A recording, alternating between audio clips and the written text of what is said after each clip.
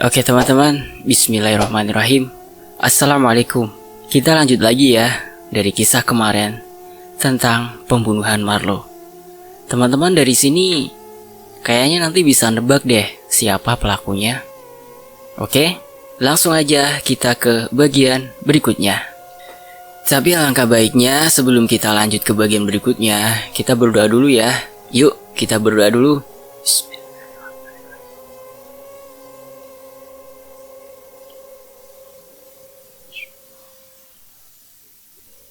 Oke, berdoa selesai.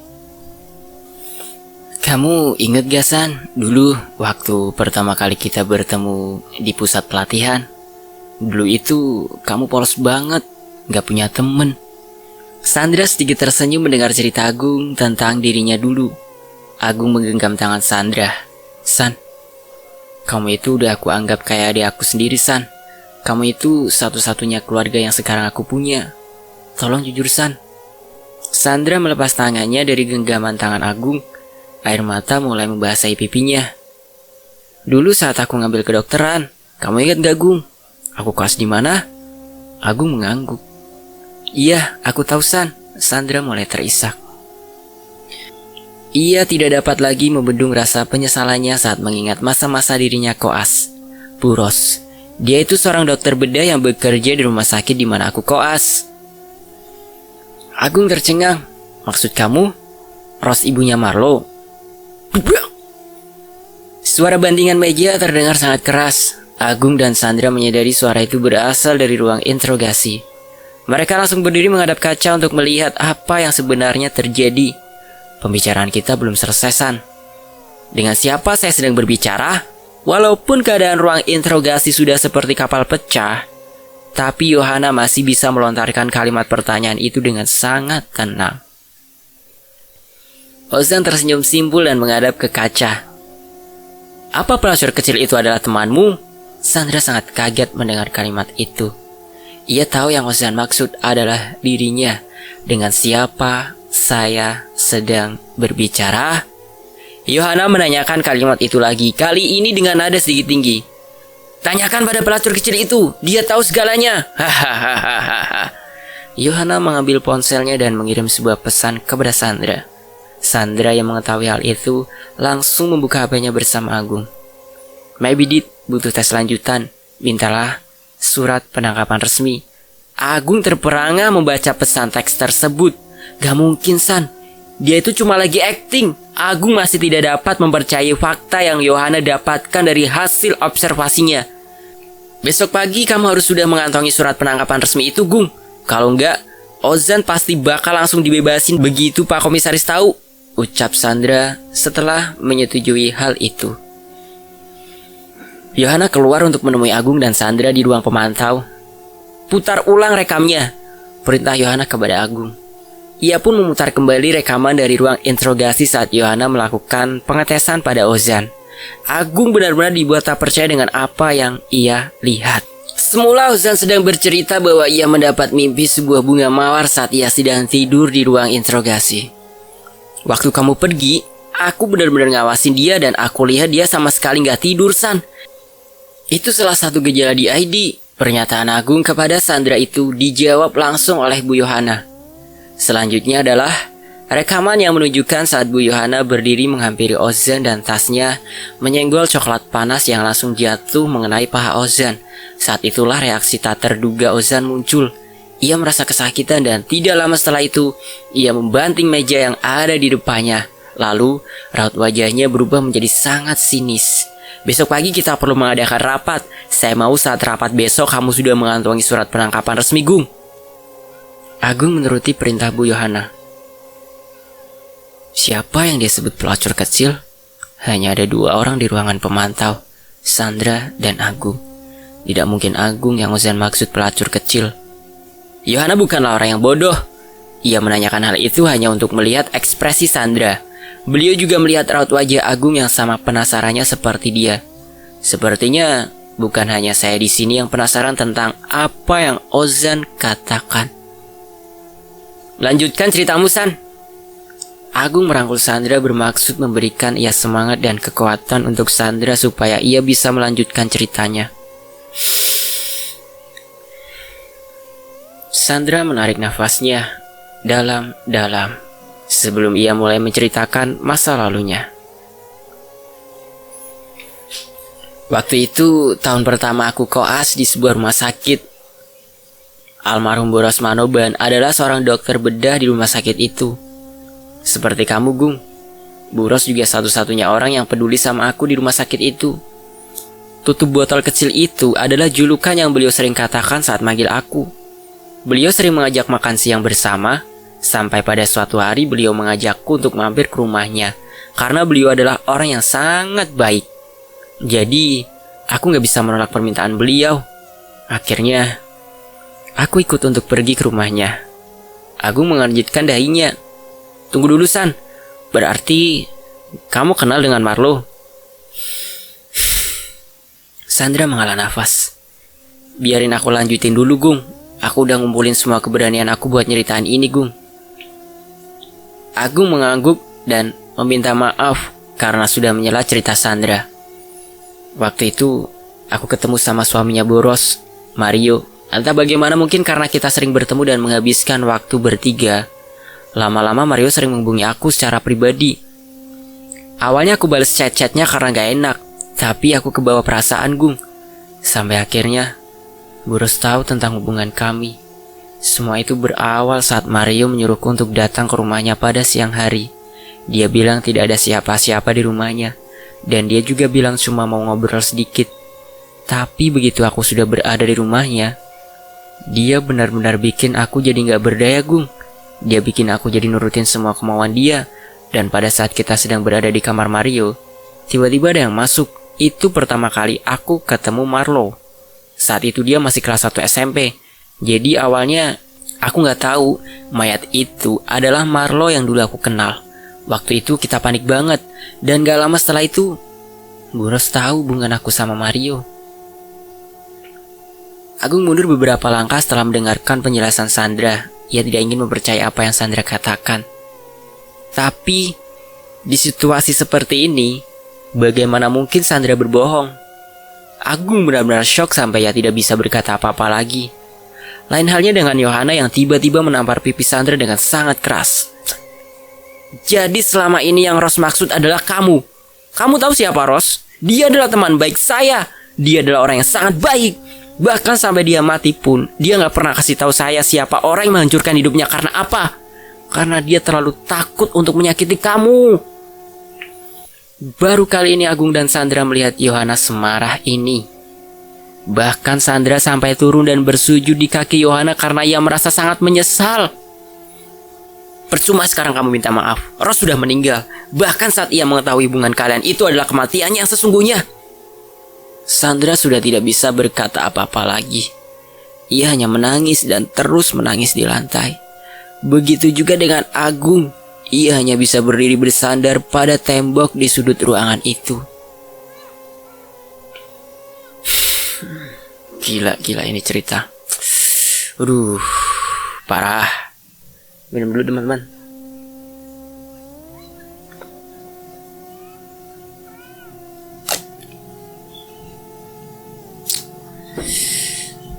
Keesokan harinya Sandra terbangun dengan keadaan tertidur di lantai. Ia melihat jam tangannya, sudah menunjukkan pukul 5.30 pagi. Ia lalu memegang keningnya yang terasa pusing karena ia terlalu banyak menangis semalam. Ia memandang ke sekeliling. Tidak ada orang lagi selain dirinya. Sandra pun bangun untuk keluar dari ruangan itu. Terlihat Bu Rati masih tertidur di kursinya. Sandra melewatinya begitu saja. Ia terus berjalan menuju kamar mandi. Ia membasuh mukanya dan mengikat rambut panjangnya. Semua ini udah terjadi. Aku harus bisa nyelesain kasus ini supaya aku gak terbayang-bayang terus sama Bu Ros. Ia berbicara pada pantulan dirinya di cermin. Setelah itu ia langsung bergegas menuju ruang interogasi. Bangun, ucap Sandra sembari mengetuk-ngetuk meja yang sedang dijadikan sandaran kepala oleh Ozan. Ozan membuka matanya. Sandra memberikan segelas air putih kepada Ozan. Minum, ucap Sandra singkat. Ozan pun meminum air itu dengan sekali tegukan. Sejak kapan kamu berteman dengan Marlo? Kita sudah kenal sejak SMP, tapi aku gak akrab sama dia. Sandra mengeluarkan alat perekam dari sakunya dan meletakkan di atas meja. Apa kamu pernah berkunjung ke rumah Marlo? Ozan menggeleng. Setelah mendapat keterangan yang sama sekali tidak membuat dirinya puas, Sandra keluar dari ruangan itu. Bu, sudah pagi, mari saya antarkan pulang. Perlahan Bu Rati membuka matanya. Dilihatnya melalui ventilasi, hari sudah semakin terang. Apa Ozan sudah boleh ikut pulang, Mbak? Sandra cukup bingung memberikan jawaban pada Bu Rati karena sedari awal ia sangat mendukung beliau. Ozan belum boleh pulang, Bu, tapi Bu Rati nggak usah khawatir. Ozan aman di sini. Mereka bersama pergi meninggalkan kantor polisi.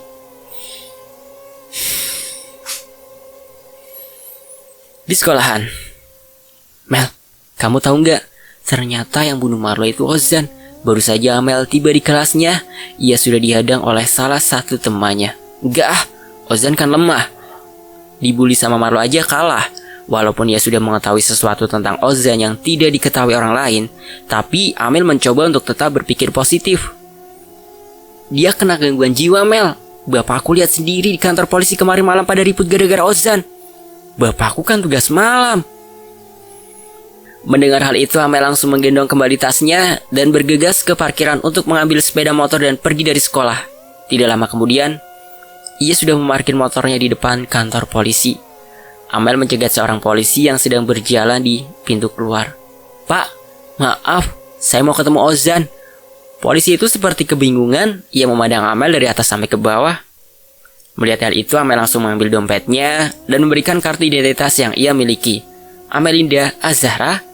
Polisi itu membaca nama yang tertera di kartu identitas Amel dengan cukup keras. Sandra, yang saat itu baru saja keluar dari mobilnya. Mendengar nama itu, Sandra langsung mendekat pada Amel dan petugas polisi itu. Kamu siapa? Tanya Sandra pada Amel. Bukannya menjawab pertanyaan Sandra, Amel justru memberitahu keinginannya untuk bertemu dengan Ozan. Biar saya yang mengurusnya, Pak, ucap Sandra kepada polisi itu sembari mengambil kartu identitas Amel dari tangannya. Amel berjalan mengikuti Sandra sampai di ruang interogasi. Namun bukan ruang interogasi yang berisi Ozan, tapi ruang interogasi lainnya. Silakan duduk. Kini Sandra dan Amel duduk berhadapan. Kamu tunggu di sini dulu sambil kita ngobrol-ngobrol ya. Sandra berusaha bersikap seramah mungkin kepada Amel supaya Amel tidak takut dan mau bercerita tentang Ozan. Kamu teman sekolah Ozan? Iya, teman satu kelas. Saya dengar dari ibunya Ozan katanya Ozan dibully gara-gara kamu. Maaf ya, kakak nanya kayak gini, soalnya kakak penasaran. Sandra tertawa cukup keras, ia berusaha mencairkan suasana karena melihat Amel seperti tidak nyaman dengan pertanyaan itu. Aku juga gak tahu kak, kenapa anak-anak lain pada ngira juga kayak gitu. Padahal sebelum aku deket sama Ozan, juga Marlo udah dibully dia, tapi masih pakai omongan sih. Jadi, sejak kapan Ozan dibully? Amel memutar-mutar bola matanya ya seperti sedang berpikir. Kayaknya dari masuk SMA deh kak. Tanpa Amel sadari, obrolannya sedari tadi dengan Sandra sedang direkam oleh Sandra. Akhir-akhir ini kamu ngelihat ada yang aneh gak sama Ozan? Amel menggigit bibirnya. Saat mendengar pertanyaan itu, ia bingung antara harus menceritakan atau tidak. Kalau aku cerita, itu bisa bikin Ozan jadi dibebasin atau malah justru dipenjara ya. Aduh. Amel terus berbicara dalam hati. Kalau kamu gak mau cerita gak apa-apa, tapi siapa tahu cerita kamu ini bisa bantu kita nyelesain kasus ini loh. Amel membuka tasnya. Ia mengeluarkan ponselnya dan memberikan kepada Sandra. Apa ini? Tanya Sandra kebingungan saat menerima HP Amel. Semuanya ada di situ. Pertama kali aku pacaran sama Marlo itu waktu kita baru lulus SMP. Aku kira awalnya Ozan itu teman dekat Marlo, karena waktu ke rumahnya aku ngeliat foto Marlo, Ozan, dan almarhum ibunya Marlo. Sandra merasa sepertinya satu persatu teka-teki dari kasus ini mulai terungkap. Tapi waktu tanya, teng tereng teng teng teng teng teng teng teng teng teng teng teng teng teng teng teng teng teng. Tiba-tiba HP Sandra berdering. Ternyata telepon dari Agung. Rapatnya bentar lagi mulai. Kamu di mana? Sandra langsung menutup teleponnya. HP kamu kakak pinjam dulu ya, kamu tunggu di sini. Setelah rapat selesai, nanti kakak antar kamu ketemu Ozan. Amel mengangguk. Di dalam rapat, aku udah dapat surat perintah penangkapan resminya, San. Agung menunjukkan selembar kertas itu kepada Sandra. Soal yang semalam, aku minta maaf ya, Gung. Kita fokus selesaikan kasus ini dulu, San. Sandra mengangguk. Kita masih punya waktu sekitar 10 menit, Gung. Aku dapat ini dari Amel. Agung mengambil HP itu dan mulai membuka satu persatu apa saja yang ada di dalam galeri HP itu. Sandra mulai membuka laptopnya. Sambungin, Gung. Yohana datang dengan membawa sebuah laptop dan setumpuk lembaran kertas. Beliau mulai membagikan lembaran demi lembaran yang tadi dibawanya kepada setiap orang yang hadir di dalam rapat tersebut, termasuk Sandra dan Agung. Dan rapat pun dimulai. Yohana dan suaminya secara bergantian berbicara di dalam rapat tersebut. Dan 15 menit pun berlalu. Kini tiba saatnya Sandra dan Agung untuk menampilkan bukti-bukti yang mereka dapat dari HP Amel. Sandra menampilkan sebuah video yang bertempat di sebuah kamar mandi. Di sini terlihat jelas Ozan sedang dirundung oleh almarhum Marlo dan kawan-kawannya.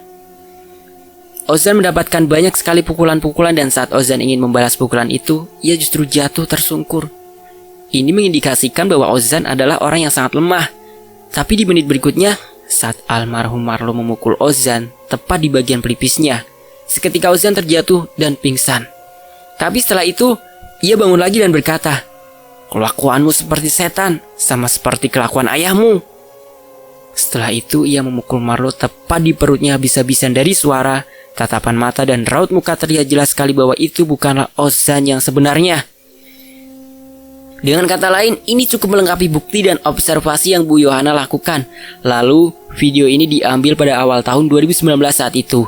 Ozan maupun almarhum Marlo masih duduk di bangku kelas 2 SMA, yang artinya almarhum Marlo bukan membuli Ozan karena sebuah cinta segitiga seperti kabar yang selama ini beredar. Karena pada tanggal tersebut Ozan belum dekat dengan Amel atau wanita yang menjalin hubungan dengan almarhum Marlo.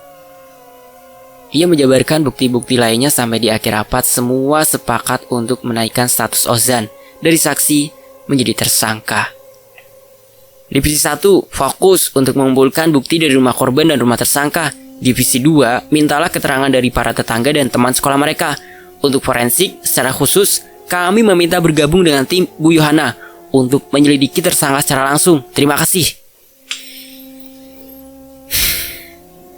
Setelah Pak Komisaris menyelesaikan kalimatnya, semua peserta rapat bergegas pergi untuk melaksanakan tugasnya masing-masing. Agung bersama rekan penyidiknya langsung meluncur menuju rumah Ozan untuk melakukan penggeledahan, sedangkan Sandra kembali menemui Amel. "Maaf ya Amel, udah bikin kamu nunggu lama." Amel tersenyum kecut sembari memandang ke arah jam.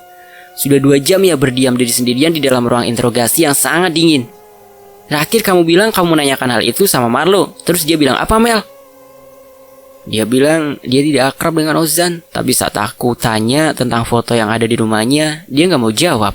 Terus waktu aku ke rumahnya lagi, foto itu udah nggak ada, Kak." "Apa motivasi kamu buat ngerekam semua keanehan yang terjadi pada Ozan? Gak mungkin kebetulan kan?" "Pertama kali aku lihat nggak aku rekam, Kak. Setelah tahu ada yang aneh sama dia, aku jadi deketin dia. Awalnya aku deketin dia supaya aku bisa ngawasin dia, karena aku takut sewaktu-waktu dia bakal celakain Marlo. Terus kamu tahu apa lagi tentang mereka?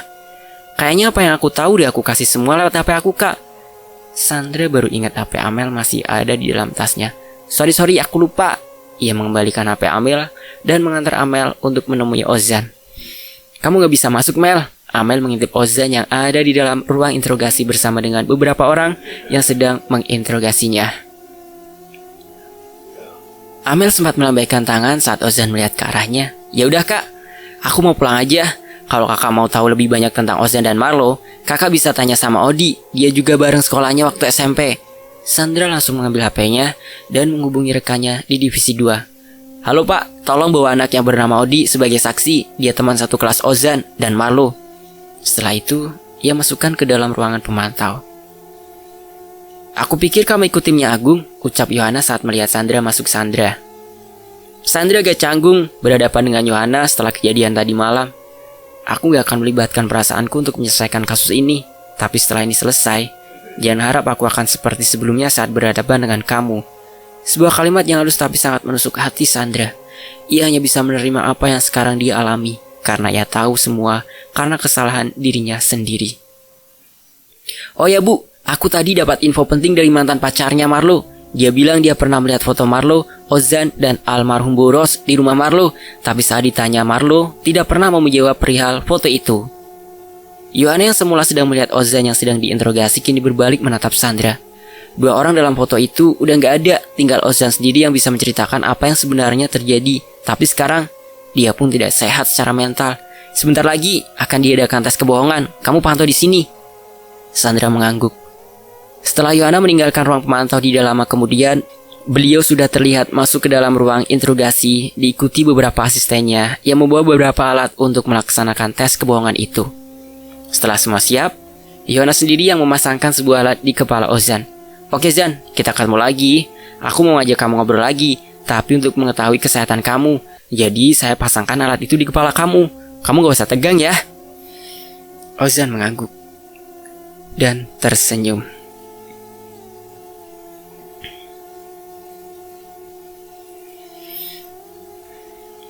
Kita mulai dari pertanyaannya gampang dulu ya.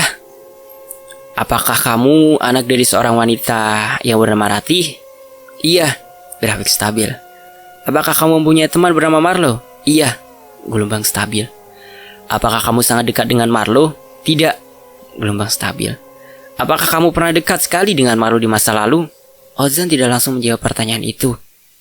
Ia seperti sedang memikirkan sesuatu dan gelombang pada alat pendeteksi itu mulai menunjukkan pergerakan yang cukup ekstrim, namun perlahan stabil. Tidak, jawab Ozan. Hampir saja.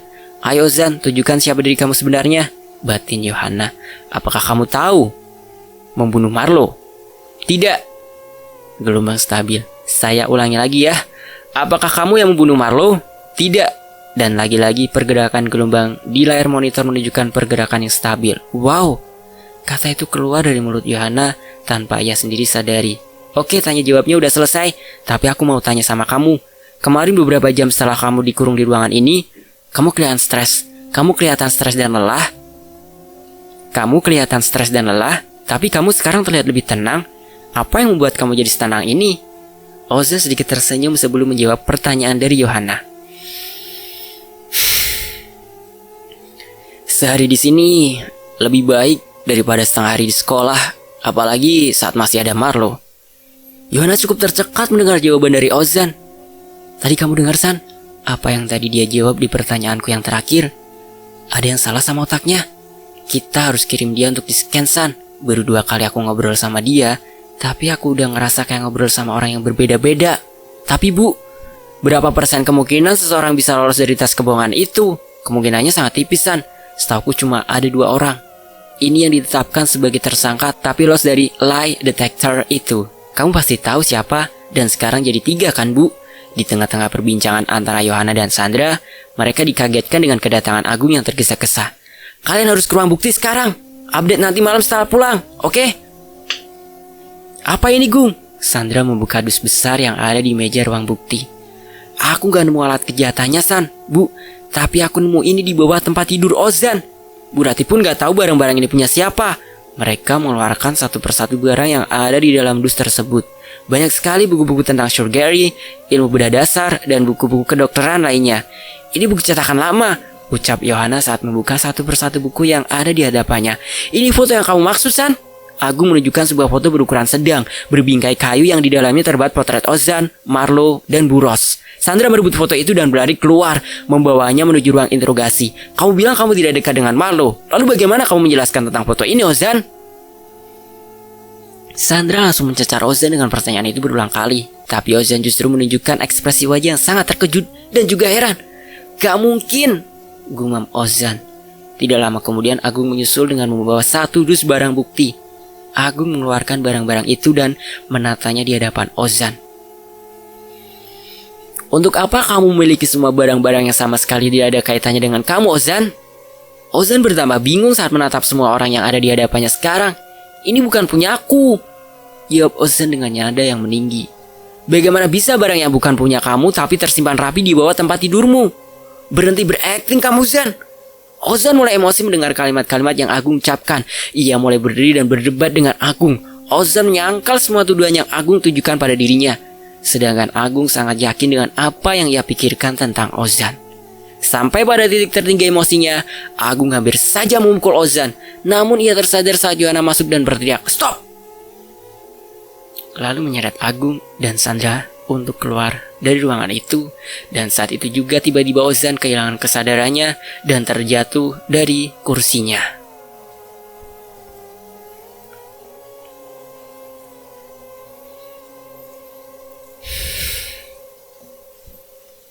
"Kamu gak bisa maksa dia, Gung. Aku akan minta surat permohonan buat ngirim Ozan ke rumah sakit untuk scanning." Yohana pergi meninggalkan Sandra dan Agung di ruang pemantau. "Dia pingsan, Gung," ucap Sandra saat melihat tubuh Ozan tergeletak di samping kursi. Agung dibantu oleh Sandra mengangkat tubuh Ozan untuk didudukan di kursi.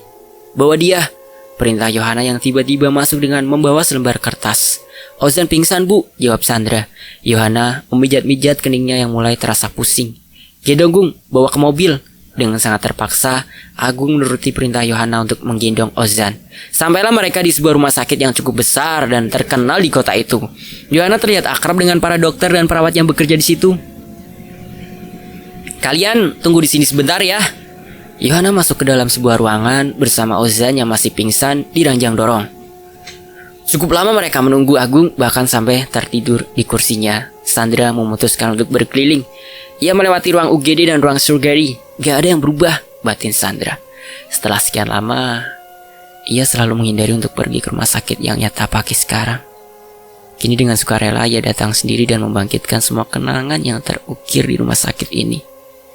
Ia melanjutkan langkahnya menuju sebuah ruangan luas yang dipenuhi dengan meja dan kursi, dan beberapa orang yang sedang menikmati makan siang mereka.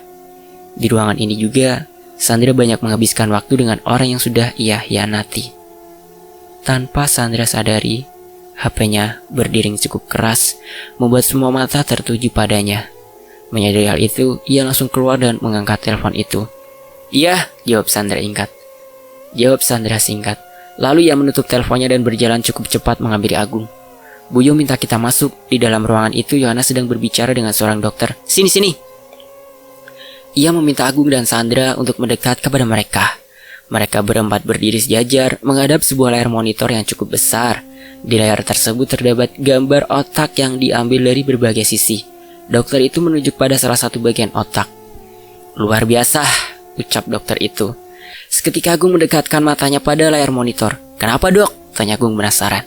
"Semua ini scan dari satu orang, tapi memiliki dua gelombang otak yang sangat berbeda hanya dalam waktu 1 jam. Ini sudah mendukung syarat pengidap DID. Sampel darah yang tadi sudah diambil tidak menunjukkan adanya pengaruh obat-obatan maupun zat psikotropika. Mungkin dia akan mengalami kebingungan, sering lupa terhadap momen atau sesuatu yang penting dalam hidupnya. Sering tidak sadar dan tidak bisa mengontrol dirinya saat salah satu kepribadiannya mengambil alih." Sandra dan Yohana mengiyakan apa yang dokter itu sebutkan. "Apa ini seperti kesurupan, Dok?" tanya Agung dengan polosnya. Langsung mendapat hadiah cubitan dari Sandra. Dokter itu tertawa mendengar pertanyaan itu.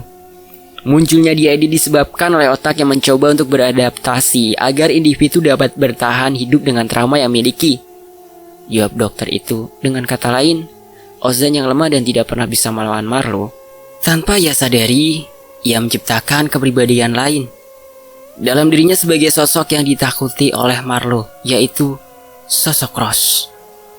Yohana menimpali, "Dari mana Ozan tahu tentang Bu Ross? Dan kita nggak benar-benar yakin apakah Bu Ross itu adalah sosok yang Marlo takuti, kan?"